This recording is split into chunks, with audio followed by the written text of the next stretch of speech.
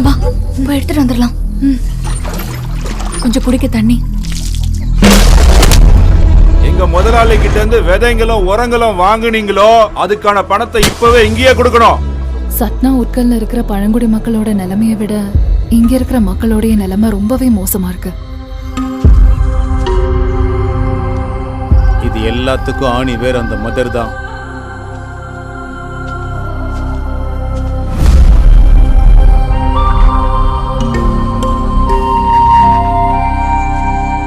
என்ன பண்றீங்க நீங்க? எங்க கிராமத்து குழந்தைங்க தான் இவங்க.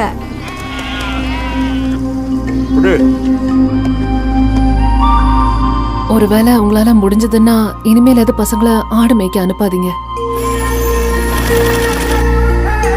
நீங்க உங்க வாழ்க்கைய ஏன் எங்க கஷ்டங்களுக்காக அர்ப்பணிக்கிறீங்க? வேலைக்கு சம்பளம் சாப்பாடு மட்டும்தான்.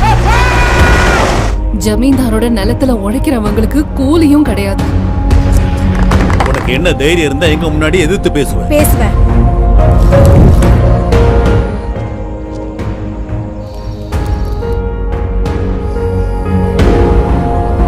இந்த கிராமத்துக்கு என்ன நோய் வந்தாலும் ஜனங்க செத்து போனாலும் உங்களால என்ன செய்ய முடியும்? சிஸ்டர் ராணி மரியா, இதுதான் உங்களுக்கு கடைசி எச்சரிக்கை. அவங்க உங்களோட ஊர்க்காரங்களோ இல்ல ரிலேட்டிவ் மாதிரியோ தெரியலையே. இங்க எங்களை விட்டு எங்கேயும் போக கூடாது.